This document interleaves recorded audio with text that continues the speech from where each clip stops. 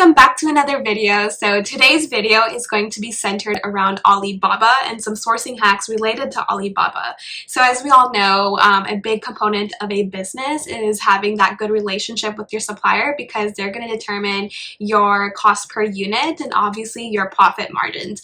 If you're getting a good price per unit, then obviously that's going to positively impact your profit margins, right? So we want to make sure we're having healthy margins, and in order to do that, we have to negotiate very efficiently with our supplier. And it's really important to have a really good relationship with them as well, because they're going to be your insight into a certain industry, into a certain category, into a certain niche, and even provide some insight about what other companies are doing and some probably new product ideas as well that you can be sourcing out with them. So this is going to be a really great video today, and I hope you learned something new. And as always, if you're interested in any e-commerce related content, please subscribe to my channel. Alright guys, see you in the next section. So the first Alibaba sourcing hack that I wanted to mention is samples. So prior to purchasing a huge order with your supplier, you want to get a product sample first. And oftentimes those product samples can be really costly because suppliers are shipping those out in 1 or 2 days. So expedited shipping, which is going to cost like around $100 for a small product sample. However, please do not be paying for product samples. You can actually get product samples for free. And what I mean by that is essentially you're going to order a product sample from your supplier, and then once you're putting in that bulk order because you have agreed with the sample, you like the sample, and you're ready to place a large order, have your supplier deduct that sample cost from your large order that you are placing. That way you're getting the product sample for free and don't have to worry about the $100 cost that you're paying for a little small product. So definitely use that next time. If you're placing a bulk order, have your supplier deduct that sample cost from them, and they'll happily do that for you. A lot of people don't know about this and essentially are paying for all these variety of samples when essentially your supplier can deduct that sample cost from your bulk order. They have no problem doing that, and I have yet to come across a supplier who has not done that for me. So another sourcing hacks that I wanted to mention today is a lot of people, when they're starting off with business, they don't want to place a large order simply because they want to see how that product is going to perform. Totally get that, and I was kind of in the same position when I first started out on Amazon. I didn't want to purchase a huge order because I didn't know how that product was going to perform. And it's a little hard with suppliers because they have an MOQ, basically a minimum order quantity. So for example, you're interested in a product, but in order to first put in that bulk order, they're probably going to require you to purchase 1,000 units because that's their minimum order quantity when it comes to that particular product.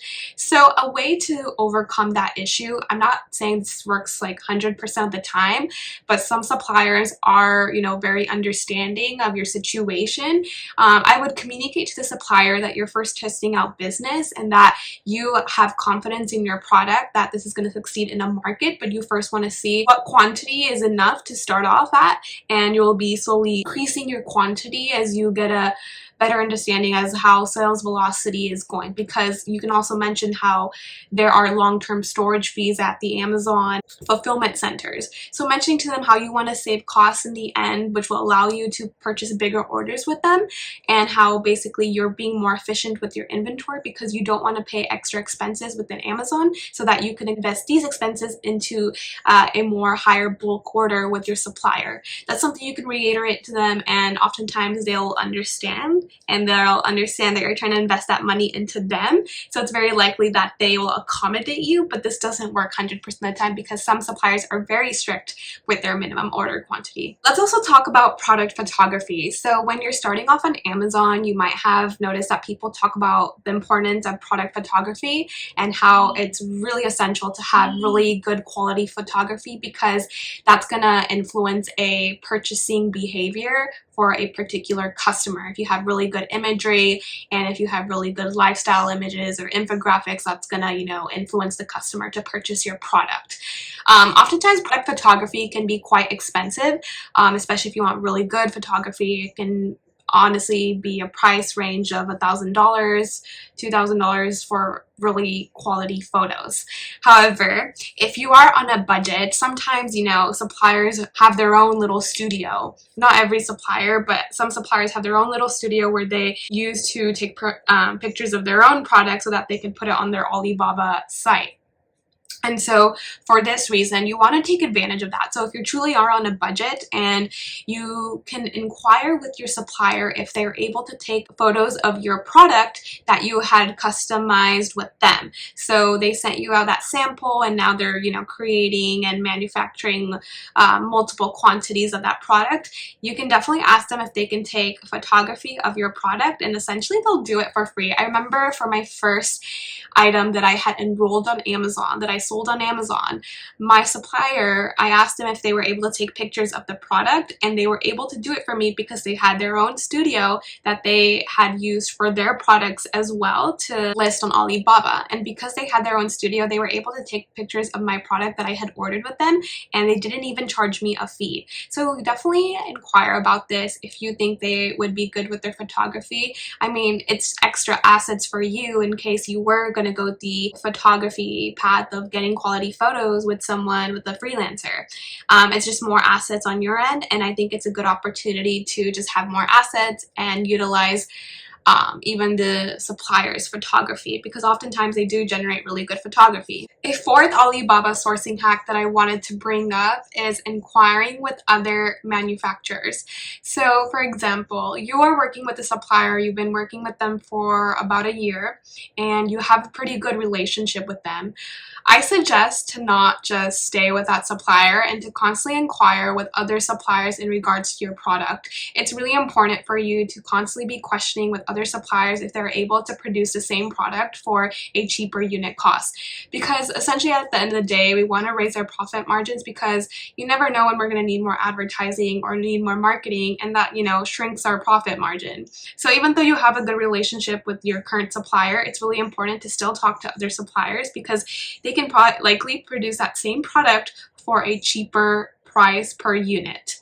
And so especially with other suppliers, they're probably able to offer a lower minimum order quantity as well, which can make a huge difference for you in regards to saving your costs for business. So what I would do is, if you have this good relationship with the supplier, but you're still curious if you can get a cheaper unit cost, I would essentially provide your product ingredient list and inquire with the supplier if they're able to produce the same product with the same ingredient list, because you don't want to impact the quality and integrity of the product, because customers will notice that. And so inquire with them, and usually they are able to do that. They're able to accommodate that. They'll send you a sample, and if you like the product quality and it's all looking good, then inquire if they are able to produce this at a cheaper unit cost with them. And oftentimes, if you resort to this, you can find an alternate supplier that you can resort to produce your products at a much cheaper rate. So this is obviously kind of like a conflicting situation, because you don't want to destroy that current relationship with your supplier that is providing the goods at the moment, but it's also business at the end of the day if you're looking to, find something at a cheaper unit cost and essentially raise those profit margins within your e-commerce store. So definitely consider it, and I know it's a little unethical maybe, but maybe not unethical, but it's definitely something that you should definitely keep an open mind to. Alright guys, this is probably a really important sourcing hack that I strongly am a huge advocate for. So when working with a supplier, let's say you have a pretty good relationship with your supplier, they're providing goods and you're doing pretty well on Amazon, or whatever your current status on Amazon is, it doesn't really matter. However, I do highly suggest to have a good relationship with your supplier, because they can be your source of insight as to what is going on in the industry. So for example, you have a product that's doing really well, but your competitors are still outshining you. This is a good opportunity to ask your supplier what are new products or product developments that they are working on, or other products that are of popular demand that they're, sending out to other business owners, ordering from them. And so when you have that insight, it really helps you in determining what else can you expand for your product line in the future, or what else you can be selling within Amazon.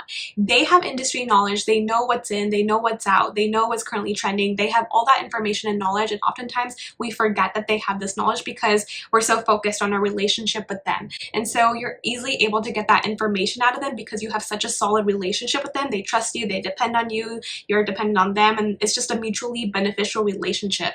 And when you have that good of a relationship, they're able to spill their secrets or spill their beans as to what else is going on in the industry, what else is going on in the category, or what else new product developments are currently in the works.